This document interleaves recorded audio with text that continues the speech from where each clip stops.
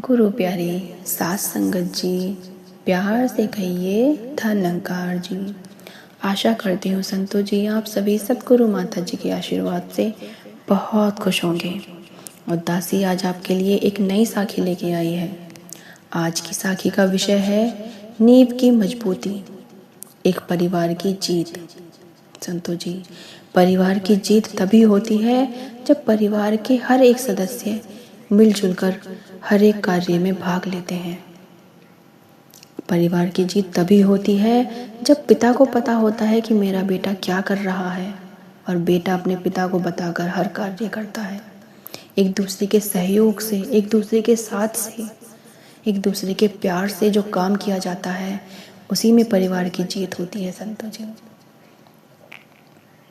यह साखी परिवार की साखी है जो एकता, संघर्ष और अटूट विश्वास को दर्शाती है। तो चलिए आज की साखी का आनंद लेते हैं।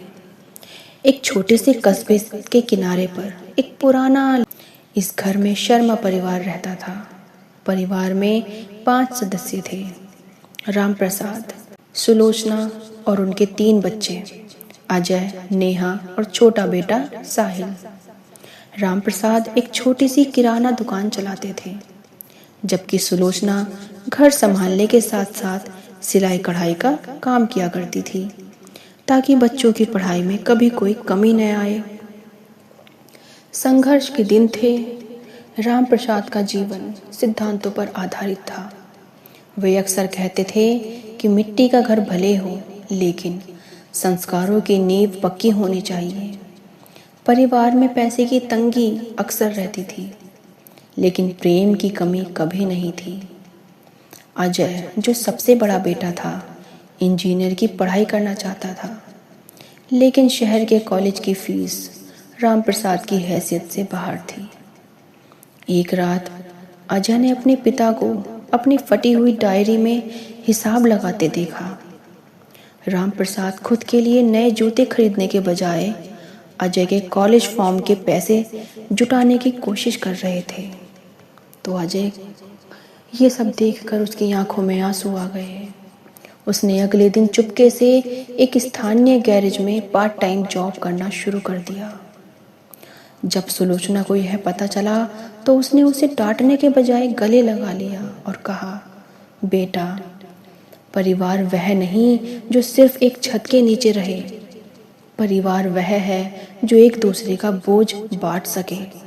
और बेटा, आज से मुझे पता चल चुका है कि तुम बड़े हो गए हो और परिवार की जिम्मेदारी समझ रहे हो, लेकिन तुम्हारी पढ़ाई भी बहुत ज़रूरी है बेटा। एक दिन अचानक आई मुसीबत। कहानी में मोड़ तब आया जब एक भारी बरसात के मौसम में राम प्रसाद की दुकान में शॉर्ट सर्किट की वजह से आग लग गई। संतों जी, आग लग गई और सब कुछ जलकर राख हो गया। परिवार की कमाई का एकमात्र जरिया भी खत्म हो चुका था। राम प्रसाद पूरी तरह टूट गया।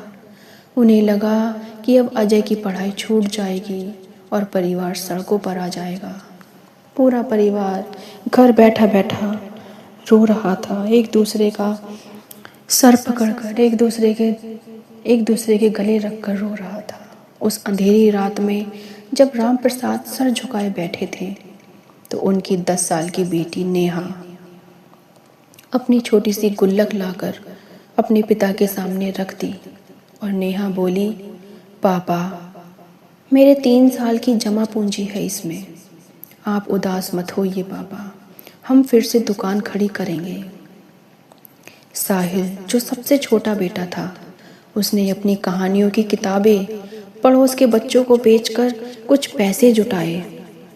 सुलोचना ने अपने गहने निकालने चाहे, लेकिन राम प्रसाद ने मना कर दिया। तो तब सुलोचना ने कहा, ये गहने मुसीबत के लिए ही थे और अभी हमारे परिवार के हौसले से बड़ा कोई गहना नहीं है। गहने तो हम बाद में भी खरीद सकते हैं। आप इन गहनों को बेचिए और दुकान खड़ी कीजिए।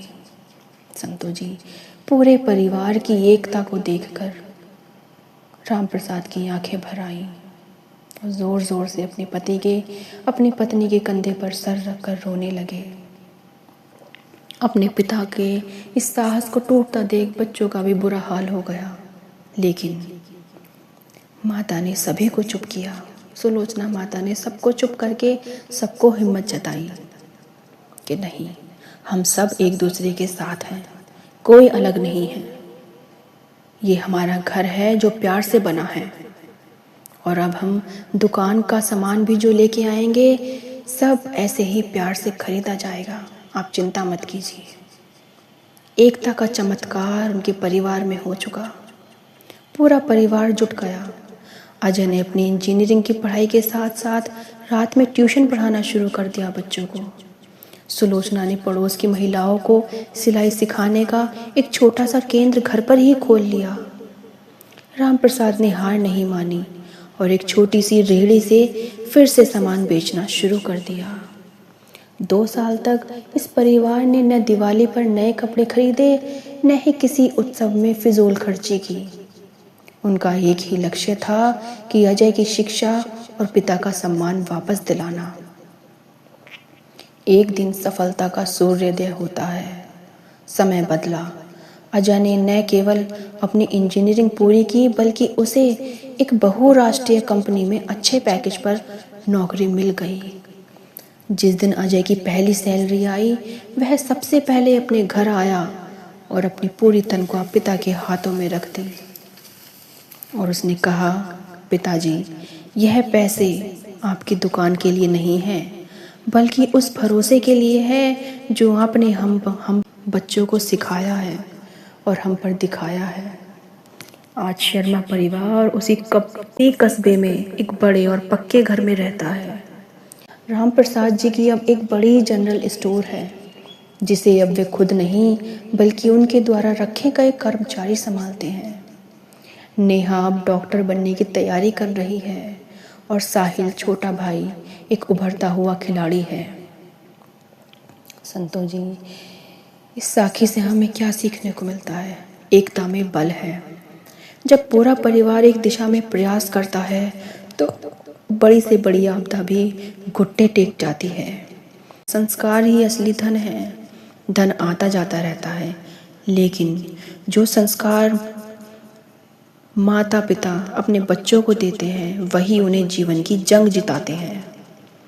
संकट में धैर्य, बुरा वक्त हर किसी के जीवन में आता है, लेकिन जो परिवार धैर्य और प्रेम के साथ खड़ा रहता है, वही अंत में सफल होता है। संतों जी, कि हमें इस परिवार में ऐसा रहना चाहिए कि हमारा संस्कार देखकर दूसरा परिवार भी सोच जाए कि कितना अच्छा परिवार है, कितने अच्छे सदस्य हैं जो एक दूसरे के साथ सुख में और दुख में हर पल खड़े रहते हैं। संतों जी, आपको साखी कैसी लगी? दासी को कमेंट में ज़रूर बताएं। शर्मा परिवार की यह साखी उस हर परिवार के लिए एक प्रेरणा है जो आज आर्थिक या मानसिक संकट से गुजर रहे हैं। याद रखिए संतों जी, परिवार की असली ताकत बैंक बैलेंस में नहीं, बल्कि एक दूसरे के हाथ थामने की हिम्मत से होती है। यदि नींव माता पिता के संस्कार और बच्चों का समर्पण में आए तो मजबूती हो जाती है और सफलता की इमारत बुलंद हो जाती है और सभी बच्चे अपने जीवन में सफल होते हैं। संतों जी, सफल होते हैं। ये साखी आपको कैसी लगी? दासी को कमेंट में ज़रूर बताएं और दासी के चैनल को लाइक, शेयर और सब्सक्राइब कीजिए। संतों जी, दासी आपके लिए और अच्छी साखी लेके आएगी। प्यार से कहिए संतों जी, धन्यकार जी।